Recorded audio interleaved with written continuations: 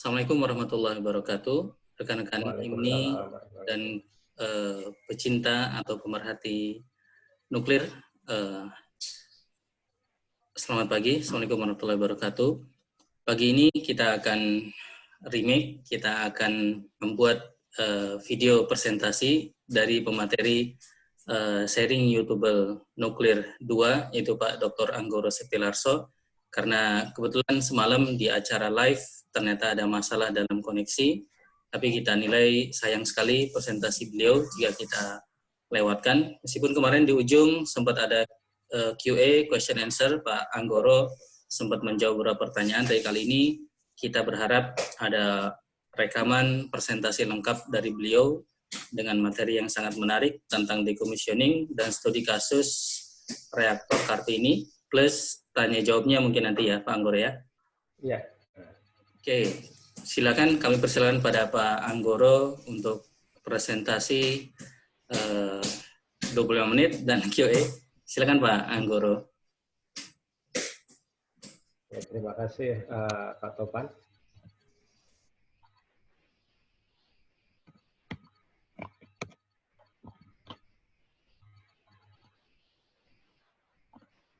Oke, langsung saja, ini nama saya Anggoro Sektilarso, kebetulan S1 saya teknik nuklir di UGM, S2 juga masih nuklir di ITB, dan S3 sekarang saya ambil teknik nuklir juga di Universitas Fukui.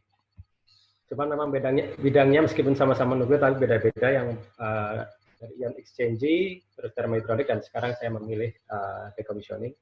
Nanti mungkin ada motivasi saya kenapa saya memilih decommissioning ini. Oke, perkenalan tentang tempat saya studi S3 ini. Di Jepang, Fukui itu terkenal sebagai, orang Jepang pada umumnya yang mengenal Fukui itu sebagai tempatnya dinosaurus atau beras kebanggaan Jepang, Koshihikari. Banyak orang Jepang sendiri tidak begitu paham bahwa di Fukui inilah reaktor nuklir terbanyak itu berada. Status hingga saya akses ini hari Kamis kemarin, sudah ada 4 reaktor yang beroperasi di Fukui ini sejak kejadian Fukushima Daiichi, dan ada 3 yang lain yang sudah di-approve, tinggal menunggu restart aja.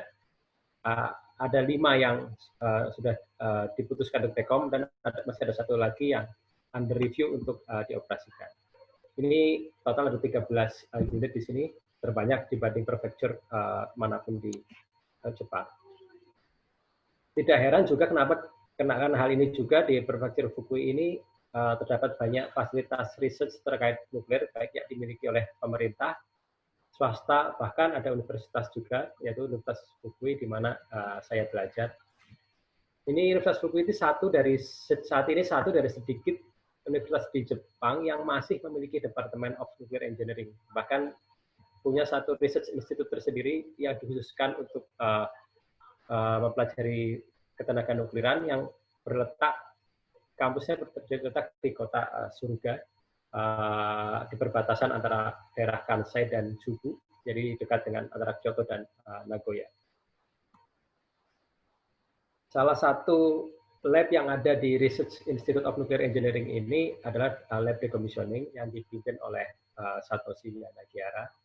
Beliau dulunya adalah peneliti di NSRR, Nuclear Safety Research Reactor jenis 3 di Tokai, di JIA. Dan pengalaman terbesar beliau itu ada di project decommissioning Japan Power Demonstration Reactor di JIA juga. Dari project inilah beliau mempatenkan software dia, COSMAT. Ini software untuk merencanakan dan menghitung kos segala macam, intinya untuk memanage suatu decommissioning reaktor. Topik riset yang ada di lab kami ini tentu terkait decommissioning dan limbah. Yang standar tentu decommissioning PLTN tipe PWR dan PWR pasti ada. Terus yang sedang sangat populer itu decommissioning Fukushima Daiichi. Begitu banyak dana kalau kita mau studi tentang decommissioning Fukushima Daiichi di Jepang, bukan hanya di Fukui tapi di seluruh kampus di Jepang. Kalau research kita terkait Fukushima Daiichi, pasti dana itu pasti selalu ada. Juga yang tentang decommissioning yang sedang ramai juga di sana itu tentang Fugen. Nah, di sini profesor saya sedang mengembangkan dengan studinya beliau yang juga karyawan di Fugen ini, mengembangkan semacam Cosmart ini, tapi itu khusus untuk Fugen. Terus juga ada Monju, dan saya sendiri membawa tema tentang reaktor yang ada di Indonesia, itu Kartini. Tidak ketinggalan juga tentang decommissioning reaktor fusi juga sudah dimulai risetnya di kampus saya. Kebetulan profesor saya ini juga masuk tim di persiapan reaktor fusi ini, dan dia tentu dipasrai untuk mengerjakan bagian decommissioningnya. Terus yang sifatnya matematis di sini risetnya di clearance level. Intinya untuk menetapkan berapa sih nilai clearance level yang lebih sesuai. Ini lebih banyak ke dispersi lah, kalau teman-teman punya matematika yang kuat, integral diferensial mungkin di sini cocok kalau mau belajar di sini tentang level. Begitu juga tentang Cosmart, ini mengolah data dari pengalaman GPDR untuk mengupdate Cosmart ini. Lanjut, ini labnya di lab decommissioning. Intinya kami suasana sebenarnya mirip suasana kita kerja. Jadi kita punya meja dan komputer masing-masing. Kewajiban kita tuh belajar mandiri. Tak ada kuliah kelas, kita belajar mandiri. Cuman kewajiban kita harus setiap minggu sekali ada group meeting. Di situ kita memaparkan progres kita selama 1 minggu dan rencana kita seminggu ke depan. Dan setelah group meeting itu, nanti kita punya kewajiban untuk personal meeting dengan sensei, minimal juga 1 minggu sekali. Lebih kan semakin baik, tapi itu minimal seminggu sekali untuk memastikan research kita bisa selesai tepat waktu. Seperti kita tahu di sana di Jepang ini masalah waktu itu sangat berharga ya. Jadi mereka juga ngejar-ngejar kita biar selesai tepat waktu. Dan metode belajar lainnya yaitu kita harus menghadiri conference yang ada di Jepang. Minimal ada 2 conference yang rutin diadakan oleh Atomic Energy Society of Japan. Ini semacam ini ya, IEL di Indonesia. Minimal ada 2 itu conference dari ISJ. Lalu ada 1 conference dari komunitas decommissioning, ya, dari ENDEC, dan satunya lagi komunitas limbah, RCWM. Itu juga rutin kita harus menghadiri untuk memaparkan progres studi kita, dan yang lebih diharapkan adalah input masukan dari semua peneliti di Jepang terhadap studi kita. Ini perkenalan dulu terhadap decommissioning, mungkin ada beberapa ya di sini yang belum paham, belum terlalu kenal dengan decommissioning. Jadi kalau kita lihat suatu siklus suatu reaktor atau PLTN, itu selalu diawali dengan desain atau konstruksi, di mana di sini bahan nuklir belum masuk. Nanti habis itu ada operasi. Nah, di sini bahan nuklir sudah masuk dan dioperasikan, menghasilkan energi atau penelitian yang kita inginkan, dan diakhiri dengan decommissioning. Decommissioning ini pada intinya untuk mengeluarkan fasilitas itu atau PLTN itu yang tadinya di bawah peraturan, di bawah pengawasan, untuk keluar dari pengawasan, baik totally keluar dari pengawasan untuk tujuan non-nuklir ataupun untuk nuklir yang lainnya. Kalau untuk tujuan nuklir lainnya berarti masih ada pengawasan, tapi pengawasan yang berbeda tentunya dengan ini. Nah, di 2 atau pada intinya dari lahan yang tapak yang tadinya hijau menjadi hijau kembali.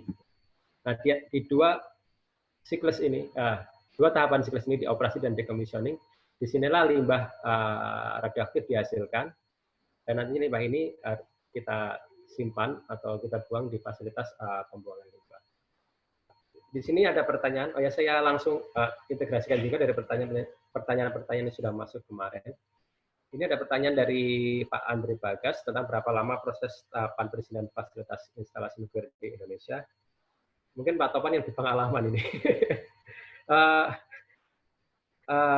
Sesuai PP 2 tahun 2014, sebelum desain konstruksi itu ada izin tapak. Di izin tapak ini badan pengawas atau Bapeten itu punya kewajiban maksimal itu 2 tahun untuk mengevaluasinya.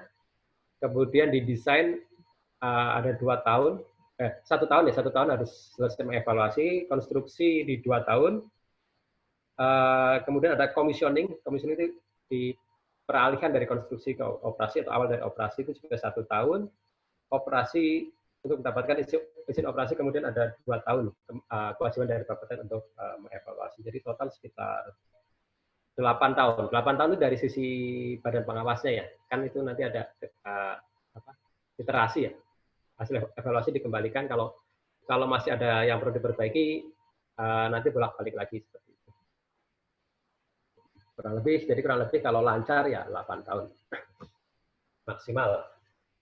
Nah, ini tentang decommissioning yang kita kenal menurut IAEA dan juga sudah diadopsi di peraturan kita. Ada 3 strategi umum decommissioning, yaitu pembongkaran segera atau immediate dismantling, kemudian ada pembongkaran tunda atau deferred dismantling, dan entombment atau penguburan. Nah, dari 3 ini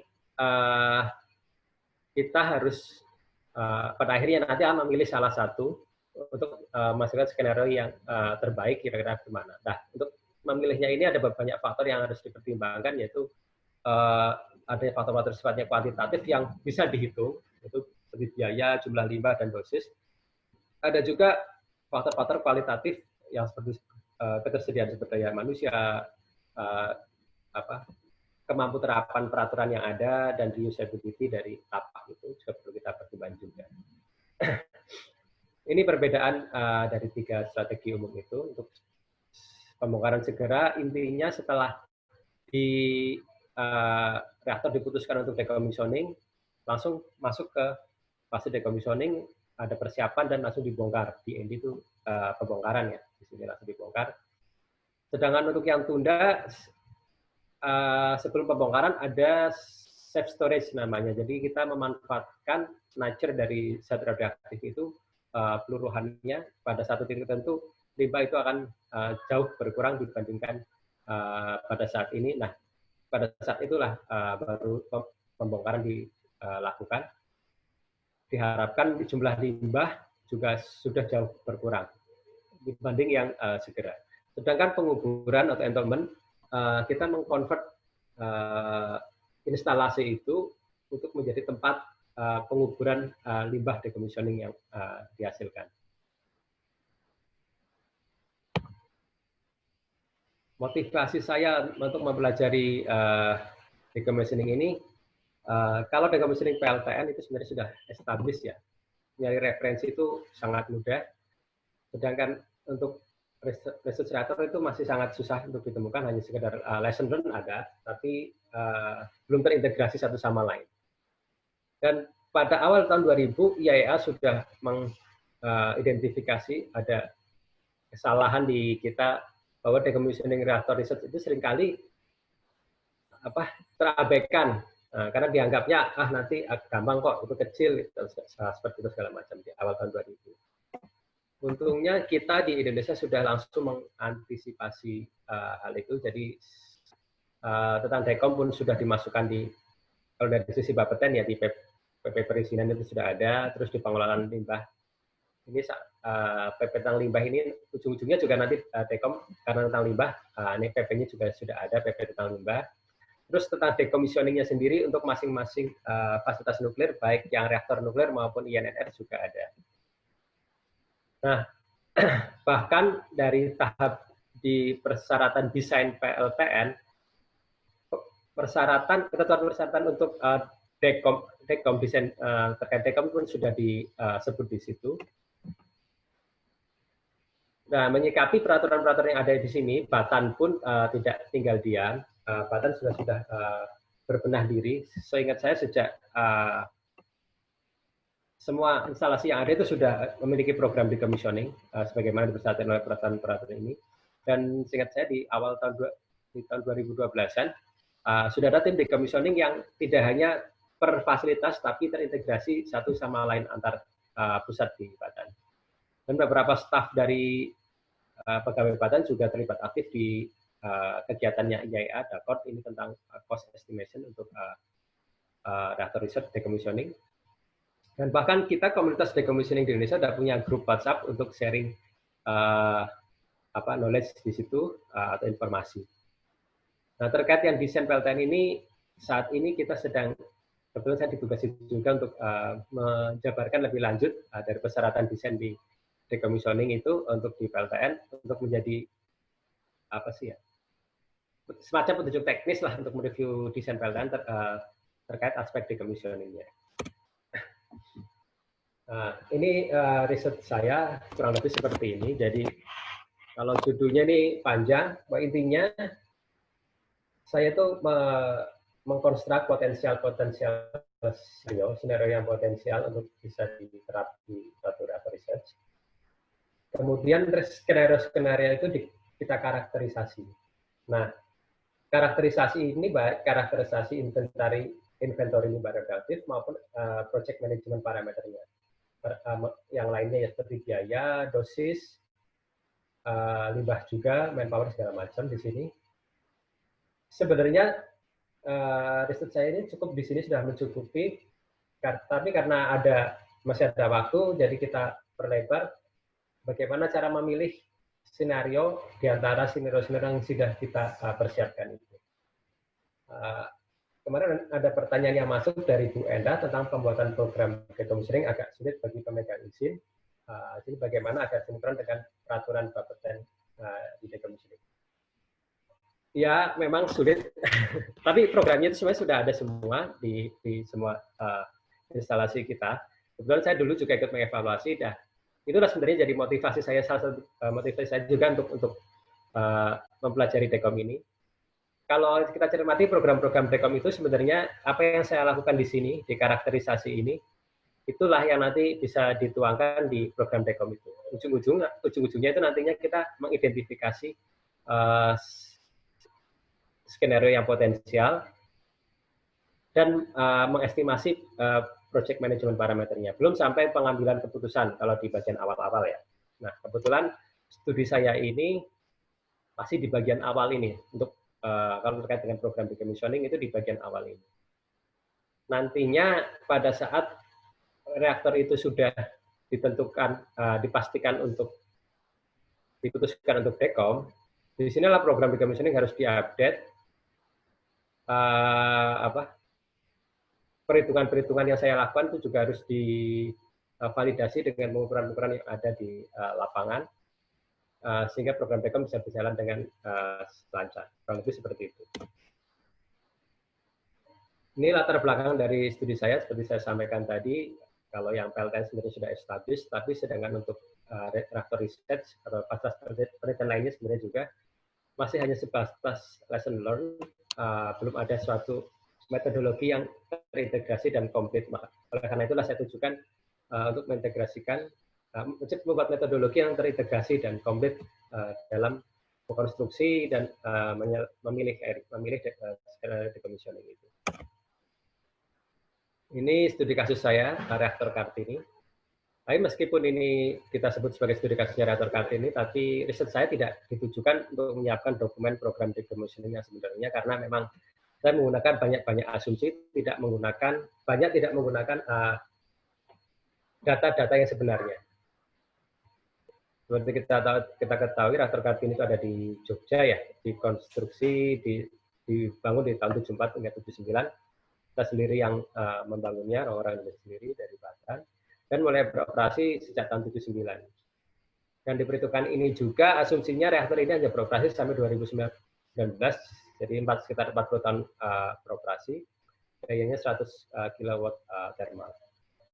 Kurang lebih seperti ini, kita punya teras reaktor dikelilingi oleh reflektor dari grafit, ada thermal column juga di sini, fasilitas eksperimennya, ini thermal column ada 2, dan ada 4 beamport di sini. Dan semuanya ini dikungkung oleh suatu biological shielding yang terbuat dari barit konkrit ini.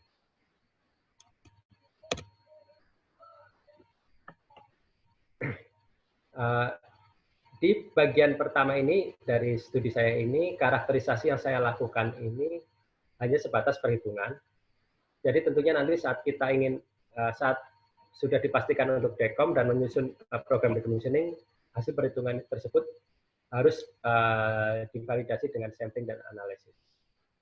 Tapi walaupun begitu, perhitungan ini bisa digunakan sebagai basis juga untuk sampling dan analisis ini, yang nantinya kalau sudah lengkap, ini bisa digunakan untuk merencanakan program decommissioning yang sebenarnya. studi-studi ada yang terkait inventory limbah radioaktif yang ada saat ini itu hanya sebatas di neutron aktivasi. Udah titik di situ aja berapa aktivitasnya. Tapi perhitungan limbahnya juga tidak terlalu detail. Nah, di studi saya ini kita ngitung jumlah limbahnya dengan mempertimbangkan nantinya kegiatan dismantling yang sebenarnya itu seperti apa. Ini flow dari perhitungan saya. Pada awalnya kita melakukan studi literatur terhadap reaktor Kartini itu tentang geometri, material, operasi historinya, dan juga neutron flux. Ini nantinya jadi input di perhitungan neutron flux dan spektrum. Saya menggunakan FITS, ini kode dengan basis Monte Carlo buatan Jepang. Hasil dari FITS ini kemudian digunakan sebagai input di DGen untuk menghitung neutron aktivasinya ini. Setelah kita mendapatkan inventory radioaktif hasil aktivasinya di tiap komponen atau segmen dari komponen, barulah kita bisa menilai bahwa material atau segmen ini termasuk zat limbah radioaktif atau limbah biasa berdasarkan dari tingkat clearance. Ini peraturan dari Bapeten, tingkat clearance bisa dibilang batas antara material radioaktif dan material non radioaktif. Dan pada akhirnya kita bisa mendapatkan berapa total limbah radioaktif yang dihasilkan selama dari hasil aktivasi itu. Ini tingkat clearance dari beberapa nuklida yang ada di peraturan kepala Bapeten. Jadi intinya nih tingkat clearance ini untuk exclude material from the radioactive waste, jadi untuk batas antara radioaktif dan tidak radioaktif. Dan di Indonesia sistemnya kita hanya punya yang unconditional clearance, artinya batas ini ya setelah di bawah, kalau di bawah nilai clearance level ini, itu artinya material itu bukan zat radioaktif, bisa dilepas bebas tanpa pengawasan Bapeten, banyak seperti itu. Nah, sayangnya di riset saya ini yang terkait Kartini ini ada satu nuklida yang tidak memiliki clearance levelnya di peraturan kita, yaitu barium 133. Karena ternyata barit konkret tidak terlalu populer untuk digunakan sebagai biological shielding. Hanya negara kita dan negara-negara Jerman yang menggunakan barium 133 ini. Di sana ditetapkan clearance levelnya 1 backbarrel per gram, dan nantinya angka inilah yang akan saya gunakan. Ini input data untuk perhitungan di FITS, neutron flux itu, spektrumnya. Di sini untuk material, saya bagi menjadi 3 kelompok dari graf. Jadi grafit, metal, dan barit konkret. Untuk grafit ini tentu karbon ya, karbon menjadi yang harus kita perhatikan, tapi juga beberapa impurities saya perhitungkan juga, seperti nitrogen, kobalt, dan europium. Kemudian untuk metal, alhamdulillah ini semuanya mayoritas kita terbuat dari aluminium, hanya beberapa bagian yang terbuat dari stainless steel di dalam rotary specimen truck atau lazy Susan yang biasa kita kenal. Itu ada sebagian stainless steel lah. Di sini kita perlu perhatian lebih di kobaltnya ini, pengotor kobalt. Karena nanti dia kobalt 59 dan teraktivasi menjadi kobalt yang 60 itu. Kemudian di barit konkret, kalau konkret yang biasa, yang di peltan-peltan biasanya mereka hanya fokus di europium dan kobalt, tapi karena kita biological, kita menggunakan barit konkret, kita juga perlu beri perhatian di, ini bukan pengotor ya, tapi material utamanya di bariumnya juga. Nah, karena saya tidak menggunakan data yang sebenarnya dari reaktor Kartini ya. Saya di sini saya menggunakan beberapa data-data standar. Karena untuk komponen triga mestinya sudah standar. Saya beberapa referensi saya coba kumpulkan jenis-jenis materialnya itu. Dan untuk itu saya melakukan parametric analysis terhadap pengotor-pengotor ini. Yang penting di sini saya kobalt di biological shielding ini. sekitar 1 sampai 26 ppm rentangnya. Saya melakukan parameter analisis di sini. Kemudian untuk riwayat pengoperasian, asumsi saya 40 tahun, itu sekitar 10.000 jam operasi di total. Dianggap tiap tahunnya itu sama jam operasinya. Ini asumsinya. Nah, nantinya kita sudah curiga dengan daerah-daerah di sekitar beamport, karena beamport inilah yang nantinya akan mentransport partikel neutron dari teras ke tempat-tempat yang jauh dari teras. Nah, untuk beamport ini saya juga asumsikan ini beamport selalu terbuka. Biasanya kalau saat beamport tidak dioperasikan, ada plug yang terbuat dari kayu, itu ditutup dengan kayu tersebut. Tapi di perhitungan saya asumsikan ini selalu terbuka, jadi tidak di-plug. Ini hasil perhitungan neutron flux saya. Bisa kita lihat di sini bahwa di daerah-daerah dekat beamport inilah kita perlu memberikan perhatian lebih, beamport dan thermal column. Nah, inilah bedanya dengan di PLTN ya. Kalau di PLTN intinya ya udah sedekat-dekatnya dengan teras, itulah perhatian lebih untuk mencari inventory limbah aktivasi. Nah, bedanya reaktor riset karena kita memanfaatkan neutronnya, dan neutron itu bisa ditransport ke tempat-tempat yang jauh. Nah, dari sekitar beamport inilah, beamport atau thermal column yang digunakan untuk mentransport neutron inilah yang perlu mendapat perhatian lebih. Dan perhatian kita tentunya di thermal neutron flux, karena aktivasi kebanyakan terjadinya tentunya di thermal neutron flux. Tapi juga ini sebanding juga sih. Ini hasil perhitungan saya, hasil dari DCHEN, dan kemudian saya gunakan tingkat clearance untuk menentukan segmen itu radioaktif atau tidak. Di sini biological shielding-nya saya potong-potong menjadi ukuran ketebalan 25 cm, karena pada ujung akhirnya pada prakteknya saya mempertimbangkan biological shielding-nya akan dipotong-potong pada ukuran sekitar 1 meter kubik. Jadi di sini 25 meter kan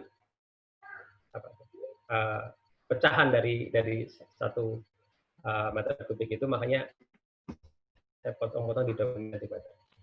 Nah, dari perhitungan ini total limbah hasil dari biological shielding ini sekitar 25,9 ton. Yang mana 18,7 ton itu berasal dari daerah sekitar beamport. Sisanya baru ada yang di bawah sini atau di dekat thermal column.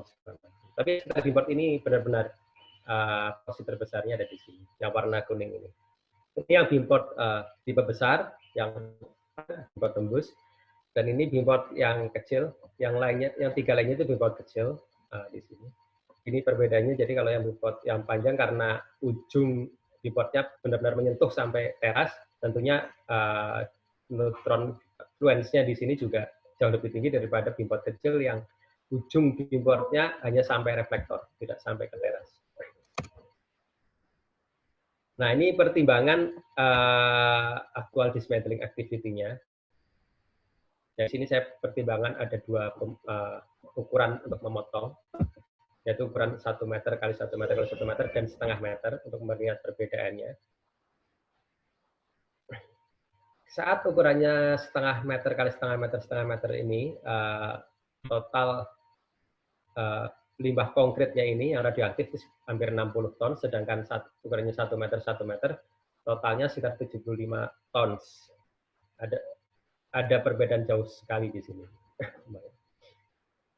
Sekitar 15 ton ya perbedaannya. Nah, jadi dari sini 25,9. Pada paper-paper yang lain tuh hanya sebatas di sini. Maksimal dia hanya sebatas di sini. Nah, sedangkan di studi saya ini sampai ke sini lah. Pada akhirnya bisa kita lihat bahwa saat kita mempertimbangkan kegiatan decommissioning yang sebenarnya, jumlah limbahnya ini bisa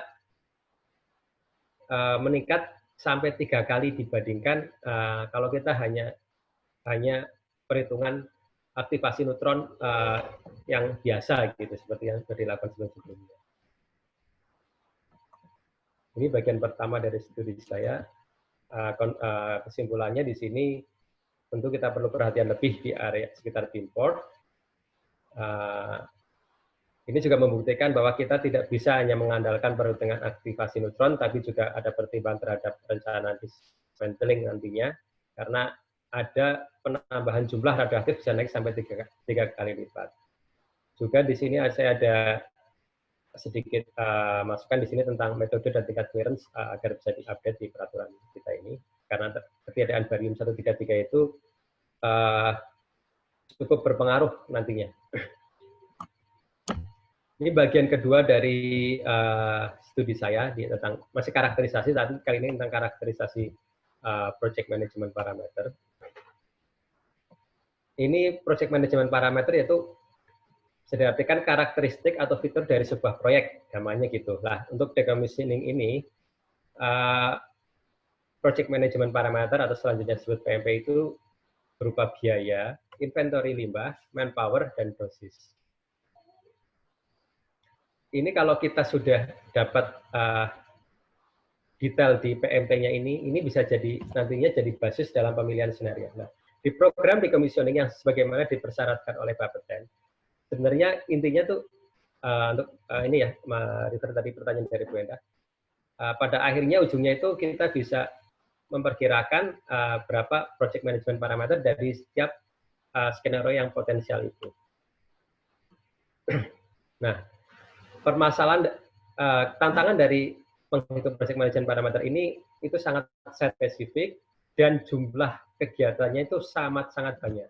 Untuk reaktor Kartini ini saya untuk skenario-nya untuk yang immediate dismantling saya buat kegiatan hanya untuk dismantling-nya saja sekitar 142. Ya, dismantling beberapa komponen.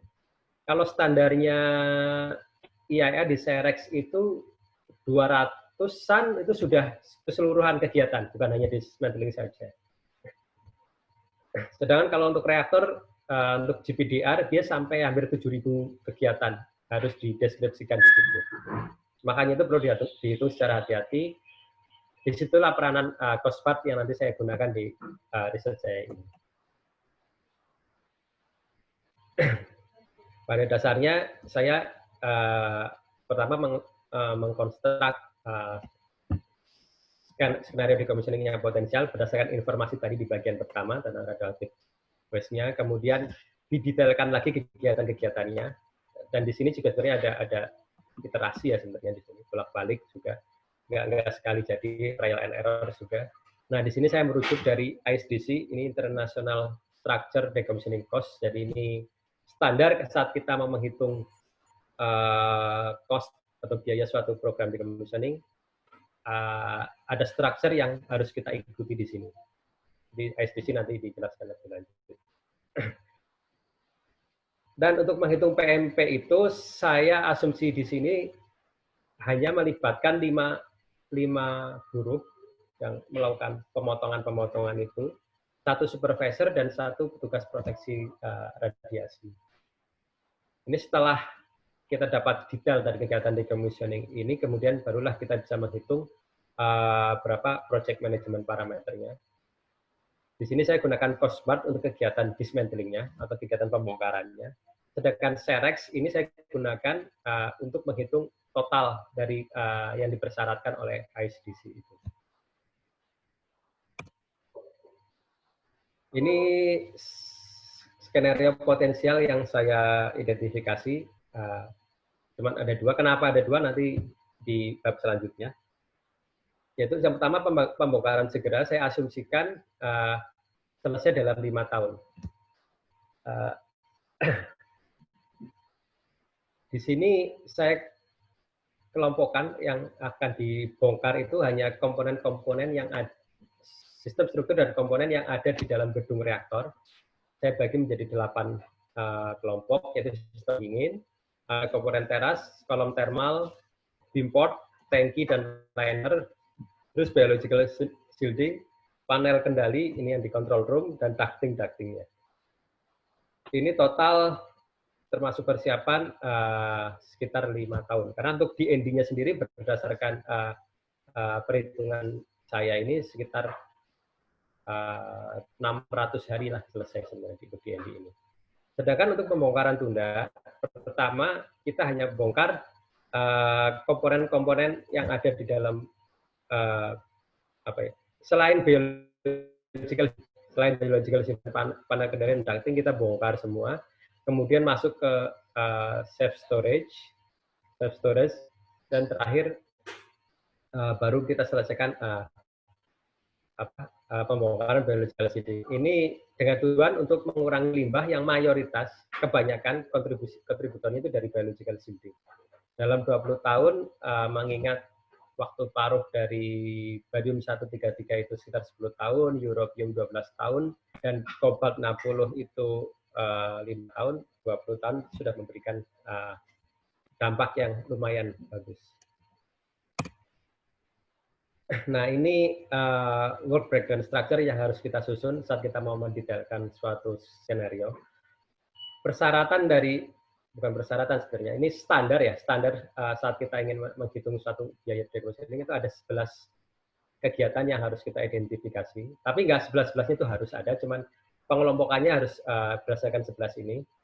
Nah, yang di COSBAT ini saya hanya hitung yang nomor 4 aja. Jadi pembongkaran di kontrol area di dalam gedung reaktor itu.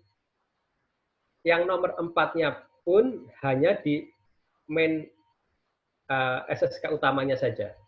Yang 4 ini juga terdiri dari banyak, dan ini yang di SSK utamanya saja. Nah, SSK utamanya itu ya ini core part, tank, tangki, dan liner, bimport segala macam.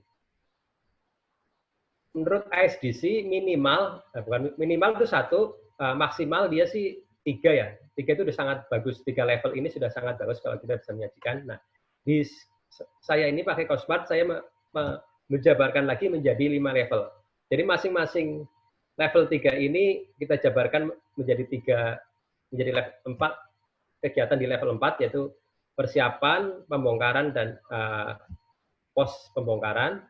Di masing-masing ini juga ada kegiatannya lagi, tas-tasnya ini banyak lagi. Itulah hanya dari kegiatan bongkar ini saja, saya ada sekitar 142 kegiatan. Sedangkan di Serex-nya sendiri, untuk total ini, dengan anak-anaknya itu hanya sekitar 200-an. Nah, ini ada pertanyaan dari Pak Anton tentang perencanaan biaya decommissioning harus disampaikan, apakah harus disampaikan pada program Dekom? Kalau menurut ini ya, dari SDC ini ya memang di program Dekom kalau sudah bisa ya ditampilkan, tapi memang kita harus lihat program Dekomnya itu di tahapan mana, apakah di masih tahap awal operasi atau sudah program Dekom akhir. Kalau program Dekom akhir tentunya sampai bagian ini kita harus bisa mendeskripsikan, karena itu juga nantinya apa sih pengalaman lesson learn-nya. Yang kalau yang di Jepang itu kasusnya JEPCO, dia menggunakan dananya untuk yang lain, akhirnya tidak bisa dekom. Kurang lebih seperti itu. Nah, ini tentang GPDR yang saya sampaikan dari tadi. Nah, GPDR itu singkatan dari Japan Power Demonstration Reactor. Jadi ini kayak PLTN tapi untuk research ya. Jadi digunakan bukan untuk komersil, tapi untuk research. Jadi di awal-awal mereka membangun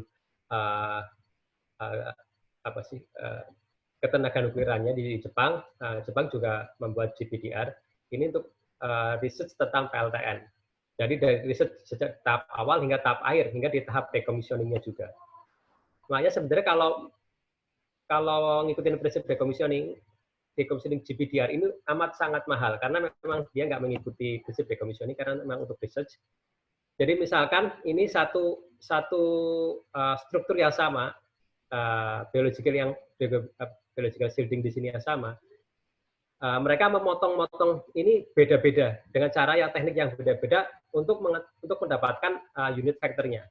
Jadi misalkan dengan teknik A saya dapat man hours per tonnya sekian, teknik B dapat man hours per tonnya sekian, seperti itu. Nah, memang mereka sengaja karena memang untuk membangun cost smart itu tadi pada akhirnya. Nah, selanjutnya cost smart itu rencananya untuk diterapkan buat merencanakan program-program Tekom PLTN lainnya. Nah, di riset saya menggunakan unit faktor yang dihasilkan dari GPDR ini untuk menghitung project management parameter dari Cardini. Tentu saya tidak bisa langsung ya menggunakan ini karena akan susah karena apa ya? Mungkin tidak sesuai karena ini reaktornya skalanya besar, sedangkan Cardini sangat kecil. Untungnya profesor saya itu dulunya pernah bekerja di Riga dan dia sendiri jadi project manager ini. Jadi dia punya sense-nya itu pemahamannya terhadap dua fasilitas yang diperbandingkan ini bagus, memadai. Jadi ada penyesuaian yang bisa digunakan lah di situ. Nah, dengan teknik inilah saya bisa menghitung jumlah limbah, tenaga kerja, biaya pekerja dan dosis pekerja untuk program Tekomnya ini. Jumlah limbah di sini beda dengan jumlah limbah yang di tahap awal studi saya karena di sini saya sudah memperhitungkan limbah ini volume limbah ini tuh masuk ke dalam kontainernya, volume kontainernya. Jadi kan nggak mungkin kita punya kontainer drum yang 200 liter terisi penuh oleh 200 liter dari konkret, itu kan nggak mungkin. Nah, disinilah saya sudah pertimbangan itu. Itu bedanya dengan bagian pertama. Sedangkan untuk ya tenaga kerja, tentunya pertamanya tenaga kerja ini dari ini unit factor. Kemudian saya bisa menghitung biaya pekerja di sini. Nilai tenaga kerja ini dihitung berdasarkan perhitungan Bu Neni dari PSTNT ya yang sudah dibuat proyek Dakot ya. Untuk itu saya mengucapkan terima kasih buat Bu Neni di sini. Dan terakhir saya menghitung dosis pekerja, ini juga saya menggunakan FITS lagi untuk menghitung paparan di tiap tempat, terus dikombinasikan dengan man hours di lokasi-lokasi itu, kurang lebih seperti itu. Ini hasil akhir dari perhitungan dari project management parameter ini. Bisa dilihat di sini. Untuk tenaga kerja, tentunya di immediate dismantling lebih sedikit ya dibanding yang diver dismantling dari pembongkaran tunda, karena di pembongkaran tunda kan ada kegiatan tambahan untuk safe storage itu ya. Kemudian untuk biaya, di sini saya hanya biaya buruh dan limbah. Untuk biaya buruh ini, untuk biaya ini saya belum perhitungkan inflasi di masa depan ya, terutama untuk yang diver dismantling. Dan untuk yang buruh ini, tadi saya sampaikan ini,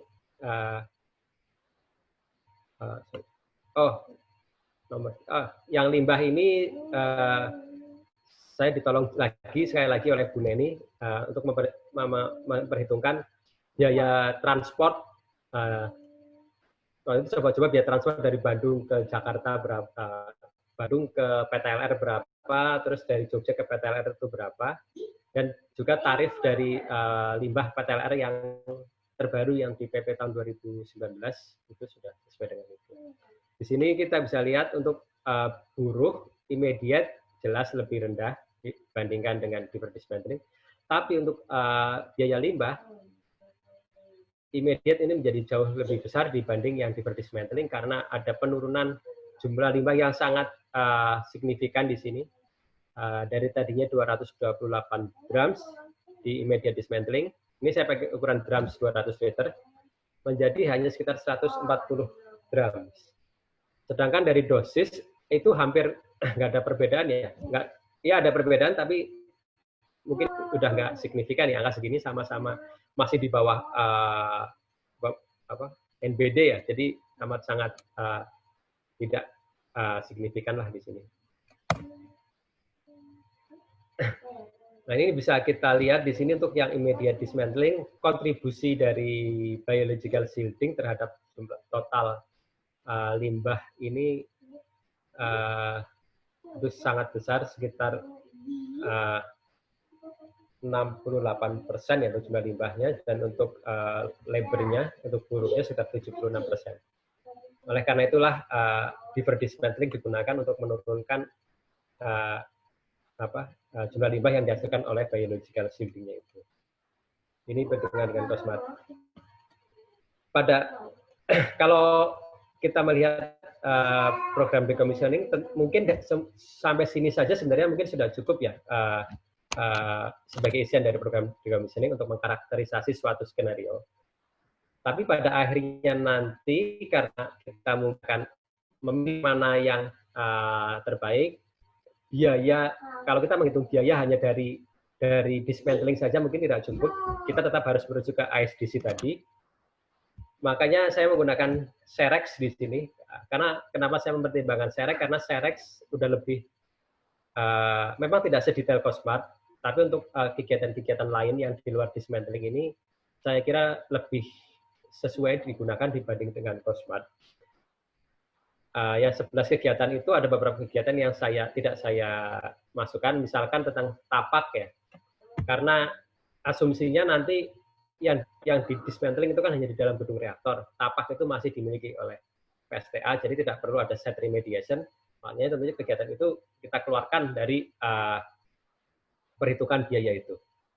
Nah, antara pembongkaran segera dan pembongkaran tunda saat kita memperhitungkan semua kegiatan-kegiatan prinsip yang harus diidentifikasi sesuai SDC. Di sini ada perbedaan sekitar berapa ini? 100.000 US dollar antara pembongkaran segera dan pembongkaran tunda. Kan kemarin ada pertanyaan dari... Bisa dalam 2 menit, ya, Pak? In 2 minutes bisa? Oke, coba. Berapa biaya Decom Kartini sih? Oke. Sedangkan untuk berapa persen total biaya Dekom, terima kasih sudah dijawab oleh Pak Irsad, sekitar 15-20%. Ini kesimpulan di studi kedua, tadi sudah saya sampaikan, next saja. Nah, ini untuk studi ketiga saya tentang pemilihan skenario. Dari tadi yang sudah kita karakterisasi, akhirnya kita harus memilih mana yang kira-kira terbaik. Ini reminder aja, basic scenario tadi ada 3. Pada awalnya kita melakukan screening awal di sini antara immediate, differ, dan penguburan. Sayangnya yang penguburan ini sudah tidak diizinkan oleh peraturan untuk decommissioning normal, hanya diperbolehkan untuk kasus kecelakaan, makanya kita keluarkan. Itulah kenapa kita hanya menghitung yang immediate dan differ dismantling.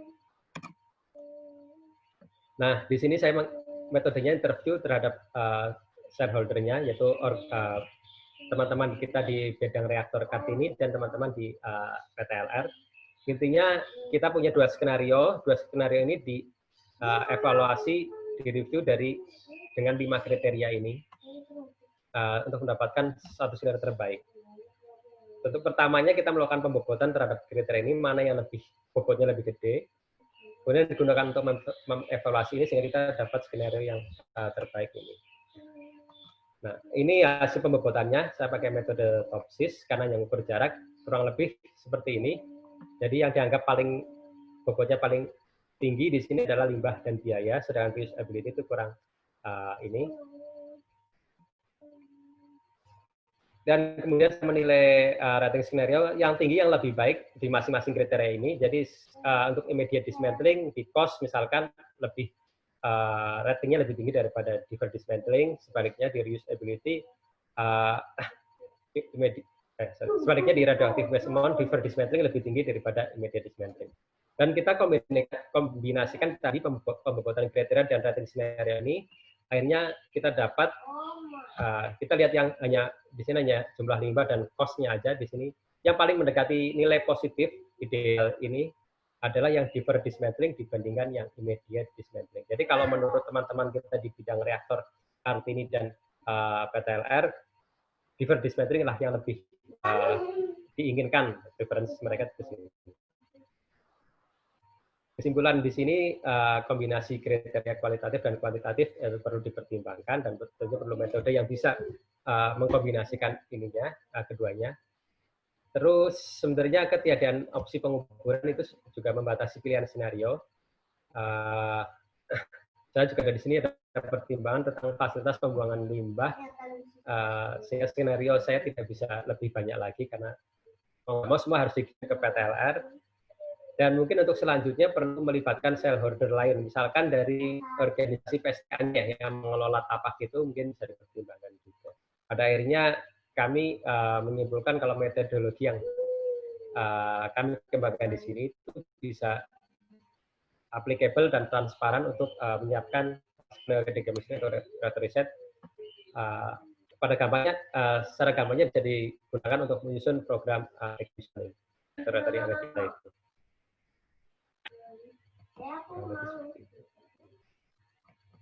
Kayaknya udah itu aja Pak. Udah Pak Topan. Terima kasih. Oke, terima kasih Pak Anggoro, penjelasan yang sangat menarik dan bisa men-trigger banyak diskusi sebenarnya, tapi sorry kita waktunya terbatas Pak Anggoro. Jadi ini menarik. Mungkin bisa ditaruh email atau apa ya, biar kalau ada pertanyaan gitu. Oke, siap. Jadi nanti mungkin kita akan simpan ini di kanal YouTube-nya HIMNI ya nanti. Sorry, sambil kita nunggu waktu berakhir nih Pak, saya menambahkan tadi Pak Anggoro sudah jawab pertanyaan dari teman-teman di live sharing semalam. Kalau boleh saya coba tambah, boleh Pak ya? Ya silakan Pak Topan. Sambil nunggu waktu.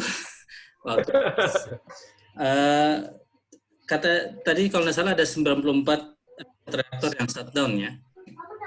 Ya. Nah, experience Dekom itu terutama mungkin Triga itu sudah ada belum ya? Karena kan 2 reaktor riset kita Triga nih. Ya. Ada Pak. Oh sudah ada ya? Ada.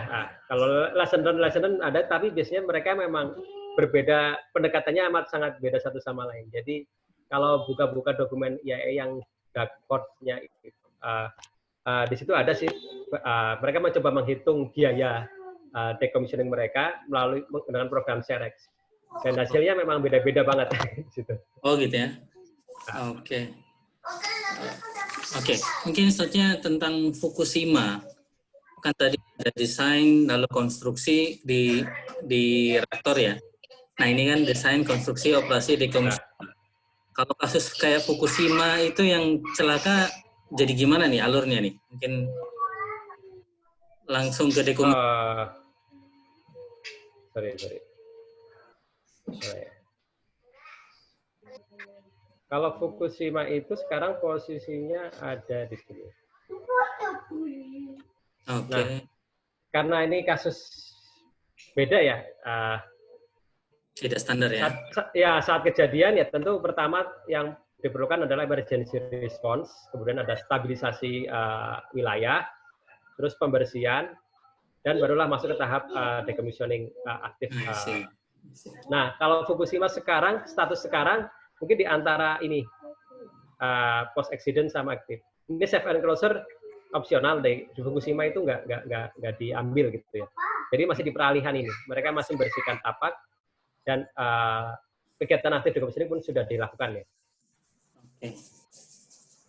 Oke, masih. Artinya ini menarik ya. Fukushima masih di situ ya? Iya, masih. Dan kalau nggak salah riset para riset nuklir di Jepang banyak ke situ juga ya? Iya, banyak. Dananya tak terbatas. Nah, kalau ada teman-teman terkait dengan tertarik dengan Fukushima, terutama decommissioning atau site remediation, dananya selalu ada. Oh gitu ya? Oke. Via profesornya Pak Anggoro nih? Lewat kampus manapun juga ada. Kalau mau lewat profesor saya juga saya bisa bantulah. Oke, sip. Masih menarik. Nah, lalu mungkin tanya lagi nih Pak. Tadi kan Pak Anggoro pakai software untuk project manajemennya dari Sensei-nya ya, Cosmart itu. Lalu juga pakai PITS, pakai D-Chain. Itu seandainya ada teman-teman komunitas nuklir di Indonesia tertarik, available nggak ya? Bisa kita pakai nggak ya? Nah, yang Cosmart, saya udah tanya sama Sensei saya, dia mempersilahkan saya memakainya terus. Saya memakainya terus. Oke, artinya kalau teman sini di komunitas Indonesia mau pakai, misalnya HIMNI atau mau pakai, bareng Pak Anggoro gitu ya. Iya. Kolaborasi. Kalau yang Kalau Fitz Fitch itu harus ada license-nya ya. Asian Jaya ya. Ya, nah, Buat Batan misalnya kan sudah punya, atau Bapeten kan sudah punya MCMP ya, seperti LCP ya. MCMP ya. Oke. Oke, saya pikir seperti itu. Jadi tools Cosmart sendiri bisa dipakai ya. Iya, bisa. Mungkin terakhir Pak, ini kan selalu kesannya decommissioning itu sink cost ya. Kita keluar biaya. Iya. Punya bahan bekas juga tuh. Besi apa bisa di kilo dijual dan jadi pemasukan gitu. Nah, itulah kalau praktek-praktek yang sekarang sebenarnya lagi coba didorong itu mana sih? Yang clearance-nya ini, release kriteria ini itu sebenarnya kalau bisa itu nggak hanya ya unconditional, hanya langsung dibuang itu ya, tapi untuk recycle. Tapi biasanya sih masih digunakan di daerah-daerah pengawasan ya, masih dipakai di misalkan kayak JIA itu yang JPDR itu dipakai buat misalkan kayak kursi taman di Tokai itu di wilayah JIA itu juga sudah dipakai seperti itulah. Oh, I see. Oke. Terima kasih banyak Pak Anggoro. Saya pikir penjelasan yang sangat menarik. Semoga bisa merecap, boleh kita bilang hilangnya jaringan atau tidak kuatnya jaringan, terutama bagi teman-teman komunitas ini yang semalam gabung di sharing YouTuber Nuklir seri 2. Ya. Semalam ada dua sesi ya, sesi Dr. Renat Rindrita Widya dan juga Dr. Anggoro Septilarso. Ada sebagian bisa disimak di kanal, tapi yang edisi ini khusus jadi special edition nih Pak Anggoro. Di temanya yang dibawa oleh Pak Dr. Anggoro Septilarso. Oke, demikian Pak Anggoro, terima kasih banyak atas sharingnya. Semoga sebagaimana sama Pak Topan, YouTube ini selain mempromot tema dan juga perisetnya Pak Anggoro ini, semoga memacu kolaborasi dan membangun kolaborasi lintas di periset nuklir di Indonesia ini. Demikian Pak Anggoro, terima kasih sekali lagi. Ya. Assalamualaikum warahmatullahi wabarakatuh. Waalaikumsalam warahmatullahi wabarakatuh.